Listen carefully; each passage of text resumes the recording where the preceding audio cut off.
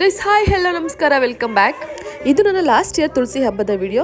ಅದನ್ನ ಇವಾಗ ಯಾಕೆ ಆಗ್ತಾ ಉಂಟು ಅಂತ ನೀವು ಕೇಳ್ಬೋದು. ನೋಡಿ, ನಿಮಗೆಲ್ಲ ಗೊತ್ತೇ ಇರುತ್ತೆ ತುಳಸಿ ಹಬ್ಬ ಯಾಕೆ ಮಾಡ್ತಾರೆ, ಹೇಗೆ ಮಾಡ್ತಾರೆ ಅಂತೆಲ್ಲ.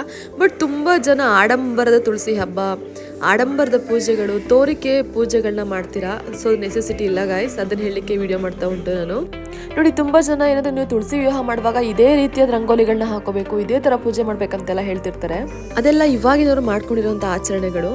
ನೋಡಿ, ಲಕ್ಷ್ಮೀ ಪೂಜೆ ಆಗಿರ್ಬೋದು, ತುಳಸಿ ವಿವಾಹ ಆಗಿರ್ಬೋದು, ಯಾವುದೇ ರೀತಿ ಪೂಜೆಗಳನ್ನ ಮಾಡುವಾಗ ನಾವು ನಮ್ಮ ಮನೆ ಹೆಣ್ಮಗ್ಳಿಗೆ ಮದುವೆ ಅಂತ ಇದ್ದಾಗ ಹೇಗೆ ರೆಡಿ ಮಾಡ್ತೀವಿ, ನಮ್ಮ ಮನೆ ಫಂಕ್ಷನ್ ಅಂತಾಗ ನಾವು ಹೇಗೆ ರೆಡಿ ಆಗ್ತೀವಿ, ಅದೇ ರೀತಿ ದೇವ್ರನ್ನ ಅಲಂಕಾರ ಮಾಡಿ ಪೂಜೆ ಮಾಡಿದ್ರೆ ದೇವರಿಗೂ ಕೂಡ ತುಂಬ ಇಷ್ಟ ಆಗುತ್ತೆ. ಅದು ನಿಮಗೆ ಯಾವ ರಂಗೋಲಿ ಬಿಡಿಸಿದ್ರೆ ಚೆನ್ನಾಗಿ ಕಾಣಿಸುತ್ತೆ ಅಂತ ನಿಮಗೆ ಫೀಲ್ ಆಗುತ್ತೆ, ನಿಮ್ಮಂತೆ ಸಮಾಧಾನ ಆಗುತ್ತೆ.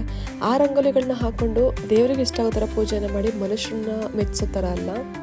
ನಾನು ಕೂಡ ನನ್ನ ಮನಸ್ಸಿಗೆ ಸಮಾಧಾನ ಆಗೋ ಥರ ದೇವರಿಗೆ ಅಲಂಕಾರ ಪೂಜೆಗಳನ್ನ ಮಾಡ್ಕೊತೀನಿ. ಯಾರೋ ಏನೋ ಹೇಳಿದ್ರು, ಇನ್ಯಾರೋ ಅಲ್ಲಿ ಇನ್ನೇನೋ ಪೂಜೆ ಮಾಡಿದ್ರು ಅಂತ ಹೇಳಿ ಯಾವತ್ತೂ ಮಾಡಬಾರ್ದು. ನಮ್ಮ ಮನಸ್ಸು ಏನು ಹೇಳುತ್ತೆ ಅದನ್ನು ಮಾಡಿದ್ರೆ ಸಾಕು ಗೈಸ್. ಯಾವ್ದಾದ್ರು ನಂಗೆ ಅದೇ ರೀತಿ ಪೂಜೆ ಮಾಡಬೇಕು, ನೀನು ಇದೇ ರೀತಿ ಸ್ಯಾರಿ ಉಡಿಸ್ಬೇಕು ಅಂತ ಹೇಳಿಲ್ಲ. ಅದೆಲ್ಲ ಇವಾಗಿನವರು ಅವ್ರಿಗೆ ಹೇಗೆ ಬೇಕಾಗೆ ಮಾಡ್ಕೊಂಡಿರೋಂಥ ಪದ್ಧತಿಗಳು ಗೈಸ್. ನಾನು ನನ್ನ ಹಿರಿಯರು ನನಗೆ ಏನು ಹೇಳ್ಕೊಟ್ಟಿದ್ರೆ ಅದನ್ನು ಮಾತ್ರ ಫಾಲೋ ಅಪ್ ಮಾಡ್ತೀನಿ. ನನಗೆ ಗೊತ್ತಿಲ್ಲದಿರೋ ಆಚಾರಗಳನ್ನ ನಾನು ಯಾವತ್ತೂ ಮಾಡ್ಲಿಕ್ಕೆ ಹೋಗಿಲ್ಲ.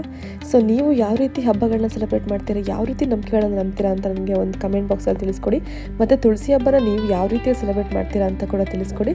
ಈ ವಿಡಿಯೋ ನಿಮಗೆ ಇಷ್ಟ ಆದರೆ ಇನ್ಫಾರ್ಮೇಟಿವ್ ಅನ್ಸುತ್ತೆ, ಲೈಕ್ ಶೇರ್ ಕಮೆಂಟ್ ಮಾಡಿ, ಹಾಗೆ ಸಬ್ಸ್ಕ್ರೈಬ್ ಮಾಡ್ಕೊಳ್ಳೋದು ಮರಿಬೇಡಿ. ಸಿಗೋಣ ಮತ್ತೆ ನೆಕ್ಸ್ಟ್ ವಿಡಿಯೋ ಅಂತ ಹೇಳ್ತಾ, until then love you all, take care, bye bye, thanks for watching guys, keep supporting me.